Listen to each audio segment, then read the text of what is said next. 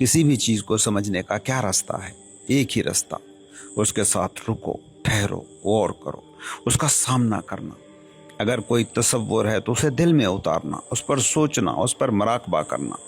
लेकिन तुम मौत के बारे में सोचते भी हो तो हिकमत नहीं निकालते, सिर्फ खौफ, सिर्फ लर्जा तुम्हारे अंदर पैदा होता है। फर्ज करो तुम एक ऐसे जंगल से गुजर रहे हो जिस पर कभी इंसानी कदम पड़े ही नहीं है, ऐसा जंगल जो अपनी असल हालत में मौजूद है। तुम वहाँ क्या देखते हो? हर तरफ सब्ज़ा दिखाई देता है, ज़िंदगी की बहती हुई रौ महसूस होती है, ज़िंदगी की हज़ार शक्लें तुम्हारे सामने बिखरी पड़ी होती हैं। जंगल सांस लेता है, फितरत अपनी तमाम रानाइयों के साथ मौजूद है, एक मासूमियत है जो तुम्हें अपनी आगोश में ले लेती है।